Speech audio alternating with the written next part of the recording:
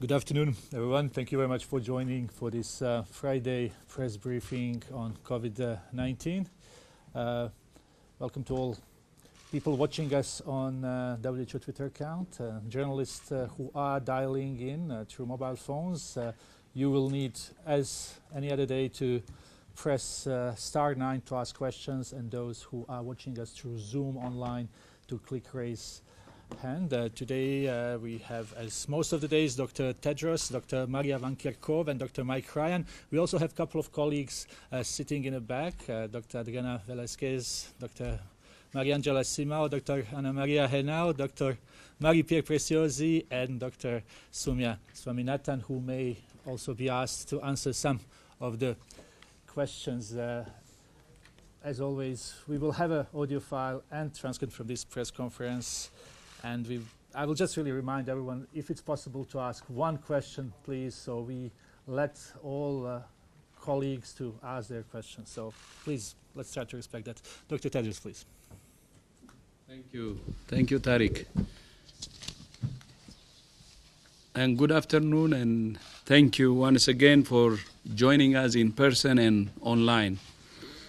And I would like to start by acknowledging International Women's Day this Sunday. This is a moment to remember that around the world, many women cannot access essential health services and continue to suffer disproportionately from preventable and treatable diseases.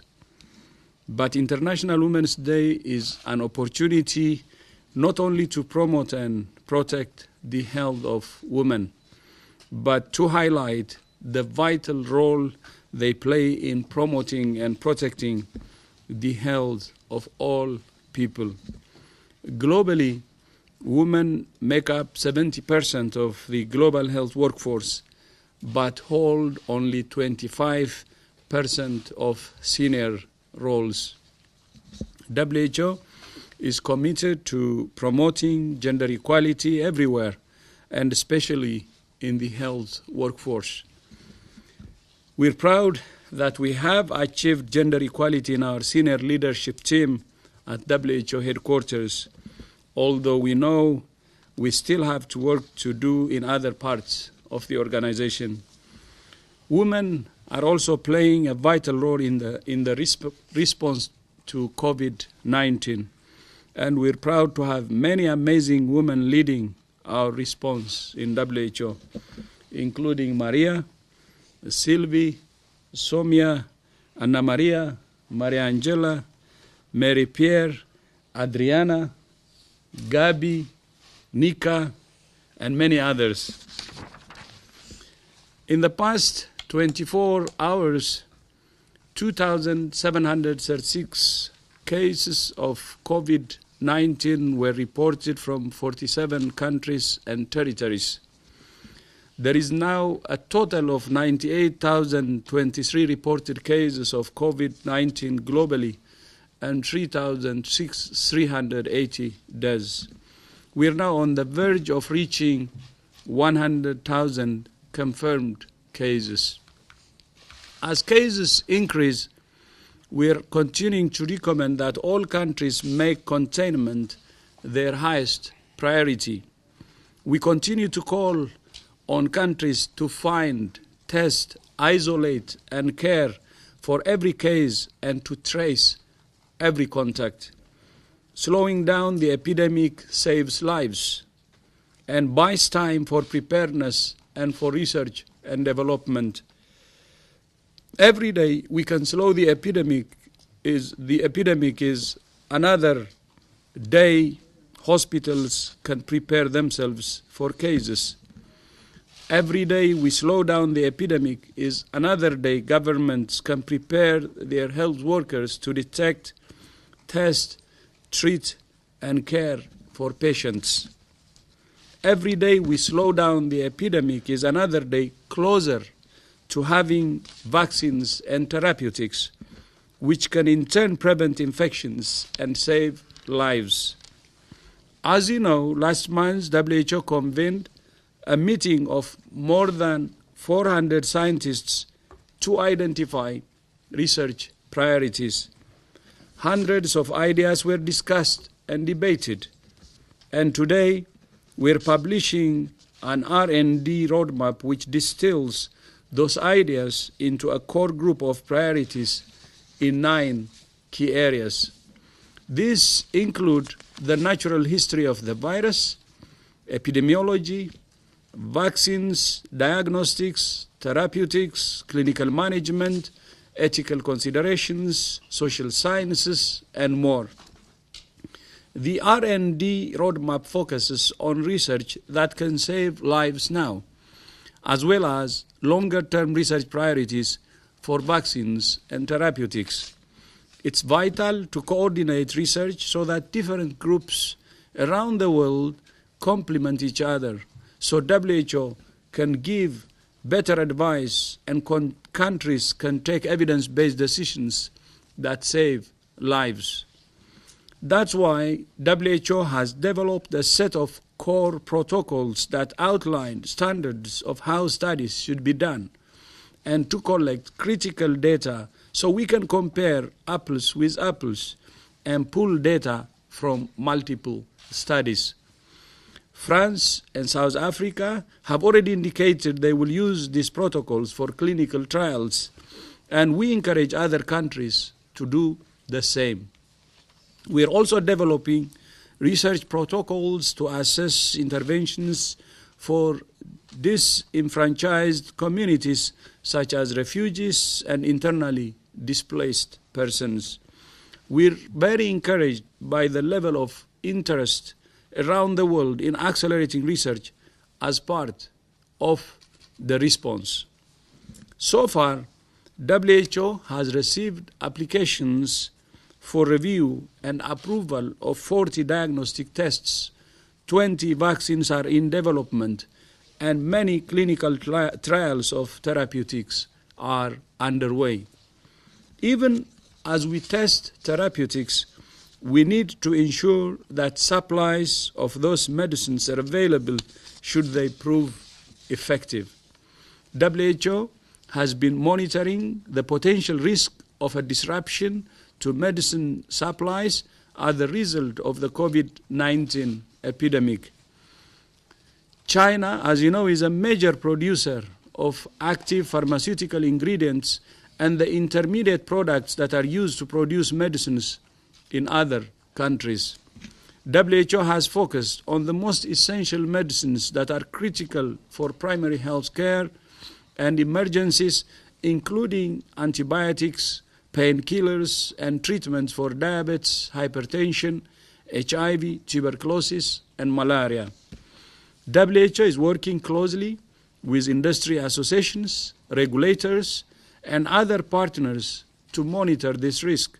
And so far, we have not identified any imminent specific shortages. Many manufacturers either have alternative sources of ingredients or had stocks to draw on. Manufacturing has now resumed in most places in China, although some challenges remain. Separately, WHO has developed a list of more than 20 essential medical devices that countries need to manage patients, including ventilators and oxygen supply systems. Access to medical oxygen could be the difference between life and death for some patients, but there is already a shortage in many countries which could be exacerbated by this epidemic.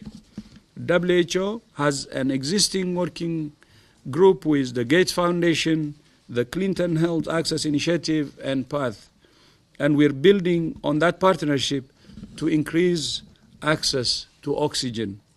We encourage every country to review WHO's disease commodity package for COVID-19 to ensure it has the supplies it needs, including protective equipment and medical devices. All of this requires the involvement of the private sector to ensure countries can access life-saving products. You have heard me talk about the market failure for personal protective equipment. You heard me talk about the need for a whole of government approach. And you have heard me talk about what individuals can do to protect themselves and others. We look forward to businesses to step up and play their part. We need you. WHO is working with the World Economic Forum to engage companies around the world. And earlier this week, I spoke to more than 200 CEOs about how they can protect their staff and customers, ensure business continuity, and contribute to the response. As I keep saying, we are all in this together, and we all have a role to play. Facts, not fear. Reasons, not rumors. Solidarity, not stigma. I thank you. Thank you very much, Dr. Tedros, for these opening remarks. We will start with the questions here from the room. We'll have start with Chan, then Badia, and then we'll have a question here. Yes, we don't use the microphone. If you can just switch it off and talk a little bit louder. So, Chen from Xinhua News Agency. The epicenter of the epidemic is in China. Of course, recently, Fox News host demanded a formal apology from Chinese for the outbreak of coronavirus. What's the comment from WHO toward the remark? Thank you. I'm not aware of the comment, but I think we've said numerous times in previous conferences that diseases can emerge anywhere on the planet and have proven to do so. Ebola emerges very often in Africa. The last pandemic emerged in North America of H1N1, and coronavirus has, in this case, emerged in China. So I think the issue now is, as the DG has just said, can we avoid blame culture, and can we move on to do the things we need to do to save lives? Thank you very much. Badia, please, and then we'll go to Tokyo. Official reports in Iran shows a huge spike in identified cases of COVID-19. Spokesperson of Health Ministry today said that they identified more than 1,200 for past 24 hours. How do you actually categorize or assess the way outbreak is managed in Iran, especially when you have a mission? It's very important in epidemic response to understand your problem, because without understanding your problem, it's very difficult to fix it. So we've seen this. China's numbers went up very, very quickly because they started to look for cases. The same happened in Korea, when Korea started to do active surveillance, and then you can turn a corner. So I think we need to look at these data in terms of, yes, natural epidemiology, but also I think because the Iranian system is switching on, we're seeing a much more all-of-government approach, as the DG called for yesterday. There's a national action plan now. There's 100,000 workers committed to this plan, and we are going to see any country in the face of an epidemic, when it looks for cases, will find them. And if we call that a bad thing, it is. It's a sad thing for the people who have the disease. But it's much better that we understand the extent of the problem. So we commend the move towards more aggressive, targeted surveillance, and we hope that that will lead to the kind of control measures that can help push this virus back. Thank you very much. One question here, then we will move online. One question, please. Hi, my name is Ken. I'm from the Japanese newspaper Yomiuri. I'd like to ask about Japan and Korea. It's travel restrictions. And so both nations have been implementing travel policies against each other. And in Japan, part of the Korean measures are taken to be retaliatory.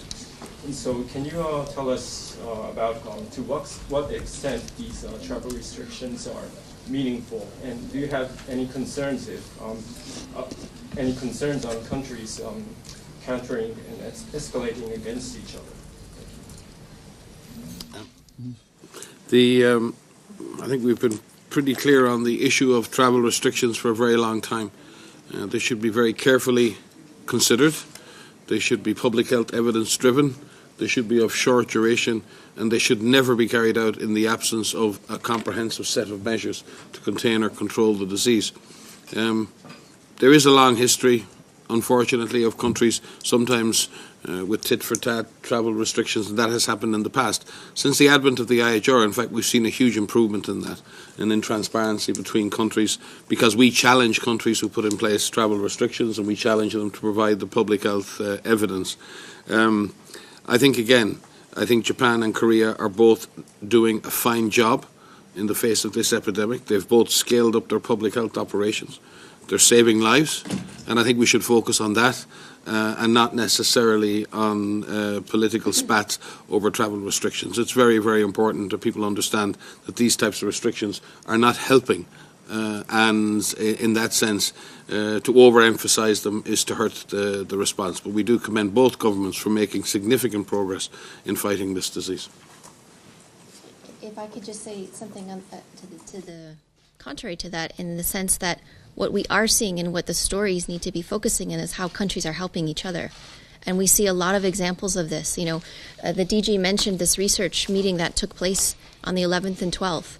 We've been talking since the beginning of scientists communicating with each other, clinicians talking to each other on the phone, sharing experiences. When the world didn't have experience with COVID-19, we had MERS scientists teaching each other about what they did to help patients with MERS, patients with SARS. And I think there's a lot of very positive stories here where countries are helping each other. We have a Chinese delegation in Iran right now. We have people participating and sharing, and I think that there's a lot of lessons to be learned in that. This is not the first outbreak where this has happened before. WHO brings together scientists all over the world, public health professionals, women on the front lines, and I think those are stories that also need to make the headlines as well. I would like to add to that. In a globalized world, the only option is to stand together.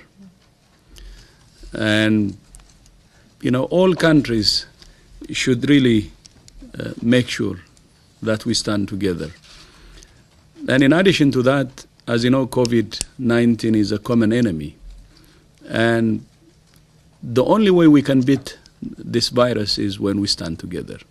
And that has been the message from WHO all along. And it is, and it will be. So we call on all countries to stand in unison, because it's the united force that can help us to beat this virus as soon as possible. Thank you very much. We will now go to some of the journalists who are online, and I'll remind everyone it's *9 if you are dialing in and clicking raise hand if you are on Zoom. We will start with Romania. We have Adrian. Adrian, can you hear us? Yeah, hello. I'm from ProTV Romania. So speaking about Europe, from your estimation, do you think that during the summer the spread of COVID-19 will decrease? And another thing, I want to know if World Health Organization experts send to all the countries some procedure about test a person, because we have some problems here in Romania. And what are the criteria you set when you consider a person suspected of being infected with coronavirus? Are these standard procedures? Adrian, we lost you in the middle. Can you please repeat the question? Sorry for that. Speaking about Europe, from your estimation, do you think that during the summer the spread of COVID-19 will decrease? And another thing I want to know, if World Health Organization experts send to all the countries some procedures how to test a person, and what are the criteria you set when you consider a person suspected of being infected with coronavirus? I think Maria can take the question on seasonality. I think our regional director, we've had multiple meetings with the European countries across our whole region, plus at the European Union level with the European Centre for Disease Control. Our regional director has been again in meetings today with European health ministers, coordinating actions between countries. We do not know yet what the activity or the behaviour of this virus will be in different climatic conditions. We have to assume that the virus will continue to have the capacity to spread, and it's a false hope to say, yes, it will just disappear in the summertime like influenza virus. We hope it does. That would be a godsend, but we can't make that assumption. And there is no evidence right now to suggest that that will happen. So we need to fight the virus now, not live in hope that the virus may disappear on its own. On the issue of definitions, there are very specific case definitions that have been released and updated on a regular basis by WHO. Maria may want to go into the detail on the criteria. So we do publish surveillance guidance on our website, as we do with all of our technical guidance, and we are constantly looking at the evolving situation to update those. Our case definitions are focusing on people of interest, who should be tested, and it's a combination of factors. It has to do with where a person is, where they are living, where they have traveled. It has to do with if they have symptoms or not, and what level of symptoms that they have. So our latest guidance is on the WHO website, and there's a very detailed description of who should be tested. And again, to be clear, when there is a high index of suspicion from a clinician that the clinical syndrome is consistent, the clinician is in a position to request a test. The test is not restrictive. The criteria are not restrictive. What we have to be careful with is that if every single person with a sniffle is to be tested, then we will run out of the capacity to test. So there are major criteria, but that final decision is very much left in the hand of the attending physician based on their instinctive or clinical judgment. And if there are symptoms highly consistent with the COVID infection, that physician may request that test, or that is at least WHO's advice. Yes, and contacts. So that's the other one, is not just in that index of suspicion, but also if you have a confirmed case and you're looking at the contacts of those cases, they need to be tested as well. Thank you very much. Next question came through message, because there was Steve from Uganda, from MBS TV in Uganda, is asking what measures have been put in place to contain the virus in Uganda. He says Uganda being a poor country. I think Uganda has proven its capacities over the last year and a half.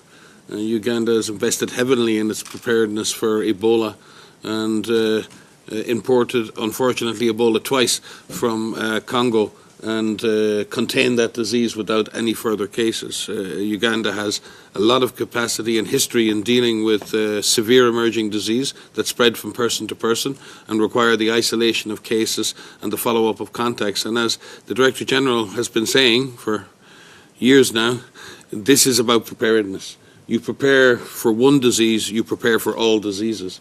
Preparing for Ebola gives you capacities against COVID. Preparing for flu gives you capacities against other diseases.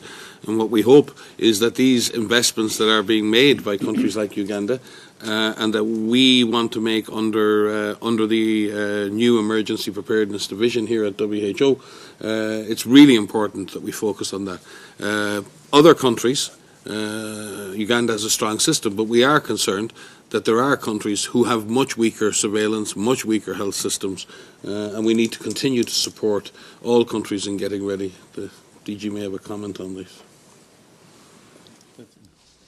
Thank you. Thank you very much. So this was answer to question from Steve from Uganda, NBS TV.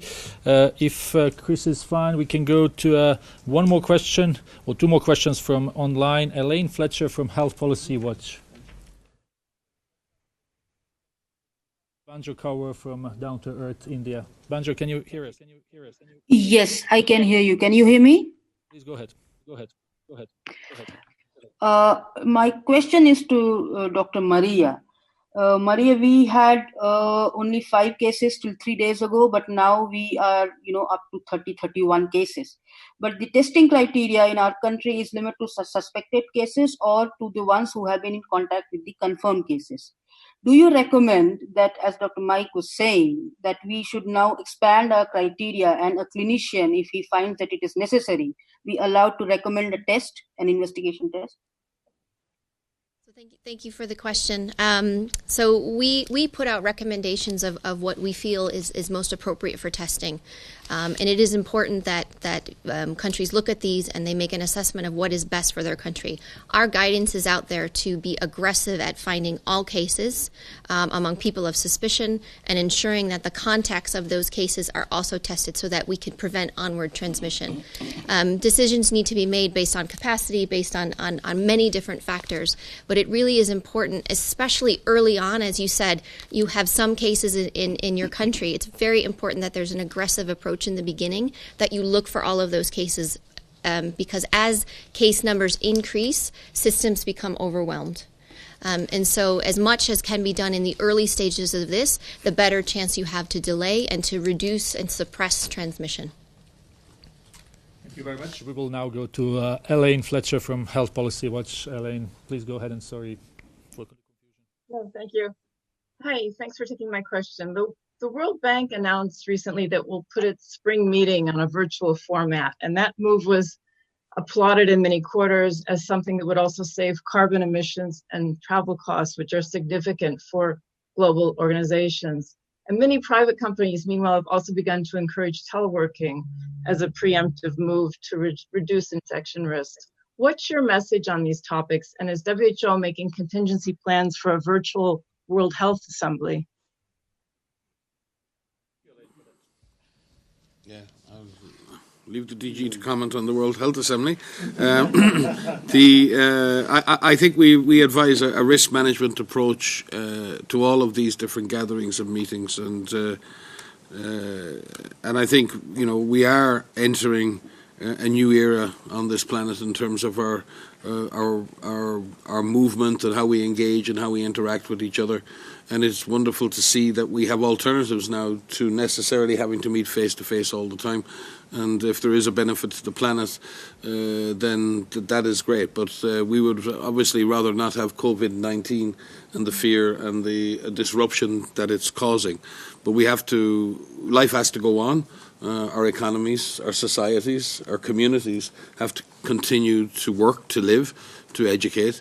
But I think we also need to innovate. And it's wonderful to see the innovation in education, the innovations in communications, the innovations in our capacity to continue doing the things we do, but maybe using alternative ways of achieving the same ends. And if there are benefits to our planet for that and to our society in general, that's great. But I think we'd like to get rid of COVID-19 too, huh? Mm-hmm. Yeah, maybe to add to that, I know we will have this COVID-19 behind us, and virtual meetings should actually be considered, not because of COVID now, but when there is no COVID. We have to challenge, all our meetings, whether we really need to meet in person. So that's our advice. But in the middle of the COVID-19 now, as Mike said, we have to do the risk assessment, and make our decisions based on that.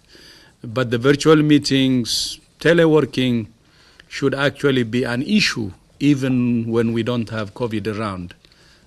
As you said, one added advantage is minimizing the carbon footprint, but there will be other advantages too. Let's go back to on assembly. Of course, on assembly, we still have time, so we will assess the situation. It's what we said based on the risk. We will decide. We will let you know. Thank you very much. We will go back here, but we will take one or two from the room because we want to go back to online. You will remember yesterday we had issues and we didn't take questions from our colleagues. Yes, please, Shoko, and then Jamie, and then we'll go back online. Hello, Shoko Okuyama from the National Statistics Podcast.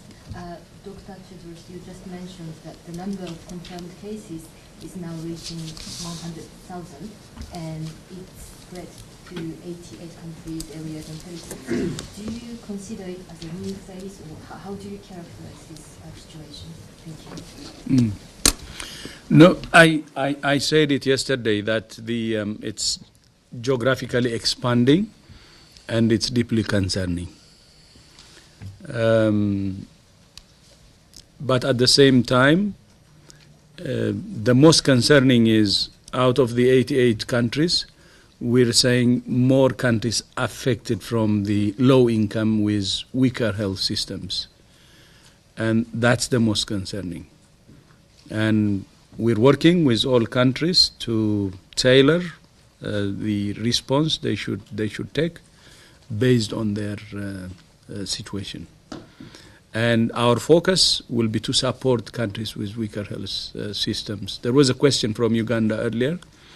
I fully agree with what our general said on Uganda. Its preparedness level has increased significantly, especially after Ebola in DRC, and we have seen how it has been responding.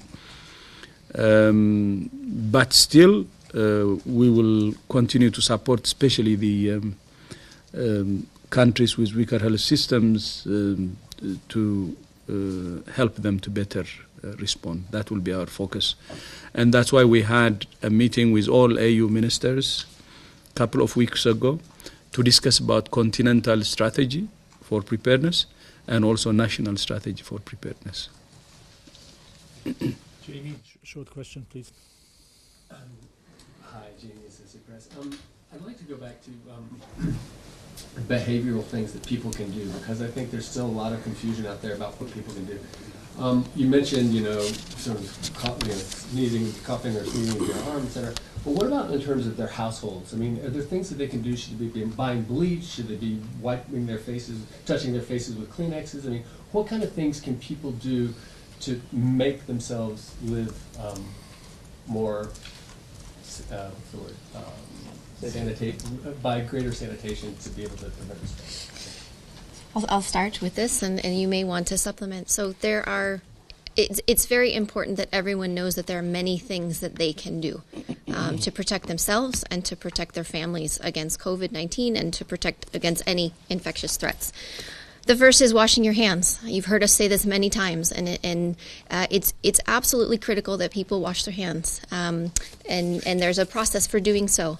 And using soap and water or using an alcohol rub. That's the first thing. The second thing is respiratory etiquette. We see many people not practicing respiratory etiquette, and this is really important. This is very simple. You and your family and everyone you know can do this. It's sneezing into your elbow. It's sneezing into a tissue and throwing this into a closed bin and then washing your hands. Making sure that you are well informed. You all know this very well in this room, but this situation is evolving quickly. We're learning new information every single day, and we're trying to communicate that information to you as quickly as possible, making sure that that information is accurate.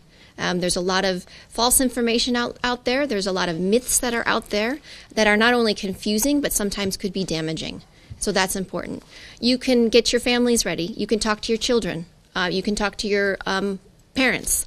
You can talk to older people. If you have neighbors that don't live with other people, talk to them. Find out what do they need to know. What are their fears? As the DG has said many times, facts, not fears. Let's address these fears and turn this fear into some positive action. You can talk to your employers. You can talk to your government. What are you doing to get ready? How are we getting ready? What's the plan? So there's a lot of things that you can do to get yourselves ready so that you can anticipate what may come. We've said this before, that there is no eventuality here. We are working with governments, with individuals to make sure that everything is done to drive this down, to slow transmission, to stop transmission. So that is possible, and we're seeing that in many countries. But it all depends on the actions that we take now. The situation could get worse, the situation could get better. We need to prepare for different situations. Very much. Gabriela, you are next to me. Please go ahead. Oh, thank you so much. Thank you very much. No problem. No need. Sorry. Can you, Dr. Tedros, could you say something about Switzerland?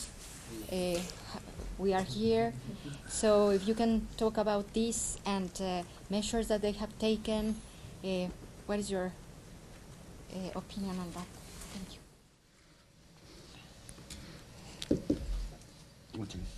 Speak to it. Gabriela likes to ask me, so I say just answer.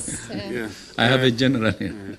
Now, well, first of all, we express our gratitude to the government in Switzerland for their cooperation with us and all of the other UN agencies in terms of our own business continuity planning and other things here. There's a big international community here in Geneva, and we've been working very closely with them on how we deal with business continuity going forward. You can imagine we have our own concerns too, to be able to continue to run our operations in WHO, not only for our normal health programs, but to be able to continue running a global operation here, or a global nerve centre. So we thank the Swiss authorities for their continued cooperation. I believe the Swiss authorities are implementing measures that from their pre-plans, preparedness plans, and are engaging very closely with other countries and trying to coordinate activity across many countries. I think that's been the challenge for everyone in Europe right now, is coordinating activities across all of the nations of Europe with such open borders, and many having slightly different policies regarding mass gatherings, slightly different criteria regarding testing, and I think that's caused a lot of people to question why there isn't one standard approach in every country, but that's impossible to achieve. What we need, each country is making its own risk assessments based on the risks it perceives, its openness, its exposure, and its own vulnerabilities, and we continue to say this, and what we will do is always, when asked, and sometimes even when not asked, offer advice to countries regarding the approaches they're taking to risk management. So I don't have any specific comments to make on the Swiss response, unless there's some specific issue you have a concern with, because it's a good public health system responding to the issues that it faces. Thank you very much. Let's try to take a couple of more questions from online to make up for yesterday. Marianne Benitez from Hong Kong. Marianne, can you hear us? Yeah. Can you hear me? Thanks for taking my call. But this afternoon, the University of Hong Kong and their Wuhan counterparts released a study showing that the mortality rate from COVID-19 is much lower than what the WHO has said of 3.4%. They said it's lower than 3%. And it could be lower. But is mortality rate really important? And what's the implication of that? What does WHO think about studying the mortality rate at this stage when we don't have, there are so many unknowns? I think we understood the question. Yeah. Studying mortality is very important in any infectious disease and in any disease, period. And from the beginning, our biggest concerns, our biggest questions were around the transmissibility of this virus and the severity of this virus. We have been up here talking to you about the difficulties in calculating a mortality rate and what that actually means, especially early on in an outbreak. And there are many studies that describe why this is very difficult. So, there could be simple arithmetic, in terms of what we say, but the study that you're referring to is a modeling study, and we work very closely with the University of Hong Kong. They're a collaborating center, a WHO collaborating center. And there are many studies that have tried to estimate what mortality would look like if we consider everyone that may be infected with this virus. You've heard us talk about serosurveys and making sure that there's certain population-based serosurveys that are conducted, and those are critical so that we really understand the extent of infection in the general population. I've mentioned those studies are underway, but it will take some time to get those results. In the meantime, we work with many different modeling groups that help us to try to use mathematical models to estimate what population infection may look like. And so what that study is in fact a modeling study that's looking and making an estimate of a mortality rate, which I think is about 1% in that study. So we've said before that the true mortality rate, we don't know. At this time, what we can say is how many people have died up to this date, but we do look to our partners to estimate mortality. If we take into consideration the estimated number of people that may be infected, the mortality rate will go down. So it will take some time before we actually get a true value. But it is a very important value for us. Any death is significant, and as we've mentioned, the steps that need to be taken to make sure we slow down this virus will save lives. All of the efforts towards containment will save lives. And maybe I could add to that obviously a lot of the speculation, the modelling, and the attempt to understand is, why so few people under 40 have been clinically unwell. Most of the people who are really sick are between the ages of 40 and 90. And therefore, when we look to calculate a case fatality, yes, we could add in a whole bunch of young people and children who may be getting infected and are not getting sick. And that's important, and the overall case fatality will drop. That may not necessarily affect the experience of older people.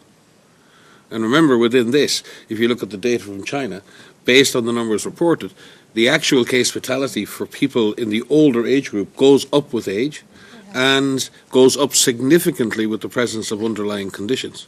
So the actual age-specific or condition-specific mortality could be much higher than those numbers. So the numbers could be higher for individuals who have underlying conditions. It could be higher for and equally we have an assumption that children are maybe getting infected or having mild infections. I personally have experienced in the past influenza epidemics amongst children with low nutrition, children in compromised refugee-type settings, and their mortality can be much higher. They're much more vulnerable. They're living in much more exposed conditions. We've seen what normal respiratory infection can do in refugee camps. And anyone who's worked in a refugee camp knows how devastating viral disease can be in those situations. So while we can make some assumptions and we hope for the best, and I hope fervently that we find that there are millions of people who've been infected asymptomatically and the overall mortality is lower. That's not something we hope for. But we have to look to those, and the DG keeps speaking about this, look to those around you who are most vulnerable. Look to the people who are older. Look to people with underlying conditions. Look to our refugee populations. Look to the undernourished. Look to people who may have other long-term infectious conditions. And that's what we need to do in order that we put in place the necessary services to protect and save their lives. And that's the approach. But we do hope over time that as we do the serology, we find that the overall fatality is lower. Thank you very much. Let's try to take two more questions. We have a BuzzFeed. If I'm not wrong, it's Zahra Hijri, but please correct me. Can you hear us? Hi, thank you. Yes, it's Zahra Hijri. And I've been seeing some mixed reporting out of China about whether people can get reinfected versus being released from hospitals prematurely. Can you provide clarity on what is actually known at this point about the potential for reinfection? We know there's certain discharge criteria that are used in China and in many countries, and in fact, our recommendation is that an individual needs to have 2 negative PCR tests 24 hours apart.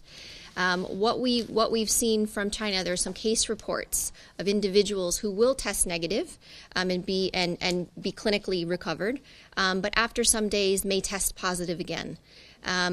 And what we need to understand is in those situations, in each of those situations, is it a matter of the way that the test was done and perhaps how the sample was collected, the performance of the PCR test, and if the individual just sort of borderline positive, negative, or whether they were reinfected. From the evidence we have, it doesn't indicate that they've been reinfected. It's likely that there's been some virus persistence. What we need to also understand is just because people are PCR positive, if they've tested negative and then test positive again, we need to understand if that's infectious. And so we need prospective studies of individuals who have recovered over time and following them after their recovery to take repeated samples to understand if they're still shedding and if they are infectious. Mm-hmm. Yeah. While agreeing with what Maria said, even in other countries, there is one concern we have.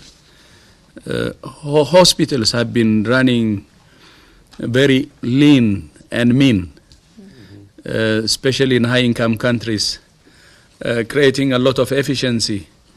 And when I say lean and mean, making it very close to what they need during normal times, the number of beds they need and so on. And that's why we see some surprise in high-income countries. And when emergencies actually arrive, then triggering or expanding that lean and mean system becomes a bit difficult and time taking. And that may even force some countries to discharge patients early because the system is adapted to lean and mean approach. So I think this is a question for even the long term. Okay, running hospitals in a lean and mean fashion could be okay during regular times, but how can we expand the capacity in few hours when the need comes? It's not COVID only, by the way. It could be earthquake, or it could be tsunami. It could be another disaster, whether it's man-made or natural. So I think we have to check that approach we have, especially in many countries, running hospitals in a very lean and mean way. And I know some countries couldn't even have isolation facilities that can accommodate even 10 or 20. And it shows how vulnerable we are. And the discharging and so on could early could happen because of that. Let's try to take Thomas from Bloomberg, who was not able to ask questions a couple of days in a row. So Thomas, if you hear us, please go ahead.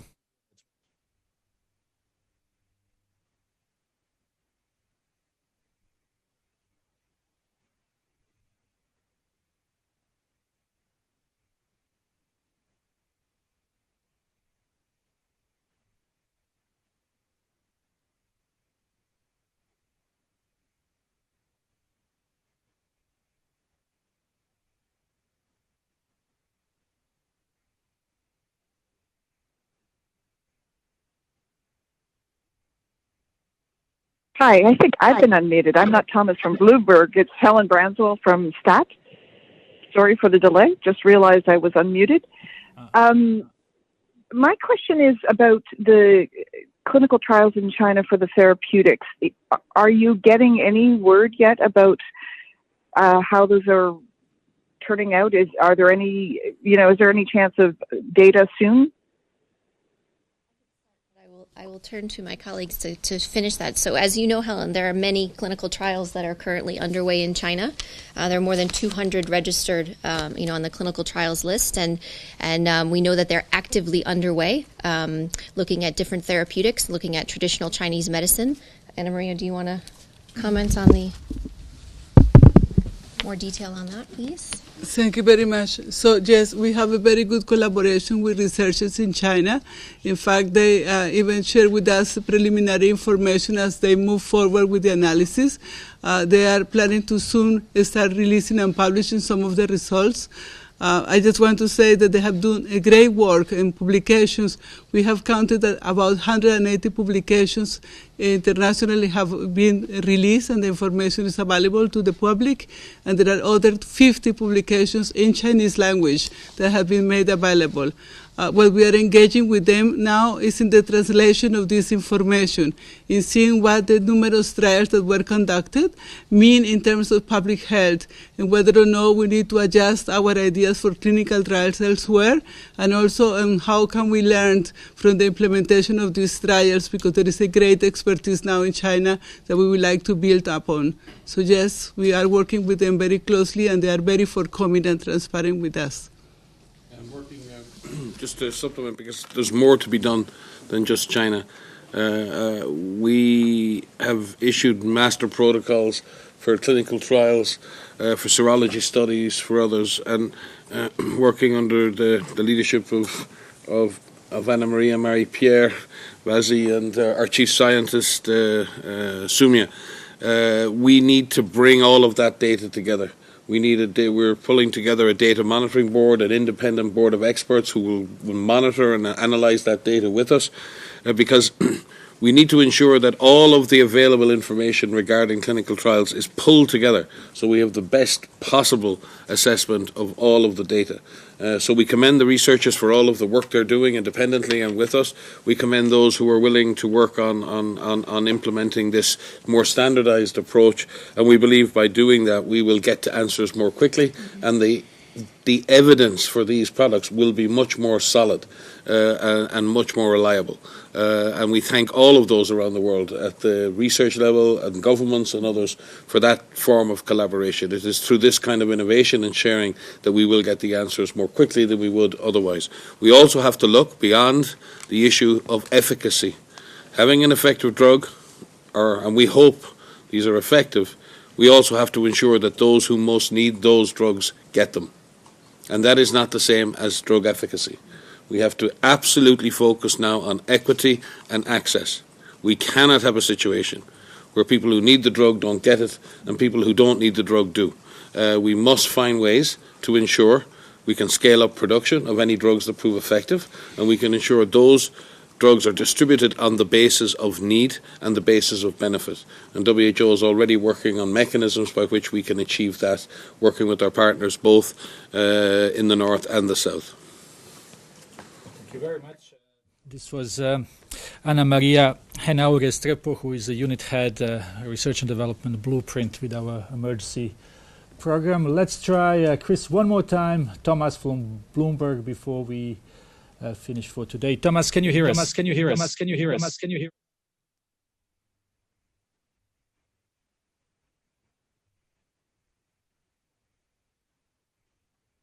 We'll have to leave it then for tomorrow. We will conclude for today. Thanks everyone for watching us. We will have audio file and transcript, and maybe Dr. Tedros will tell us when do we see each other again. See you on Monday. Bon weekend. Bon weekend.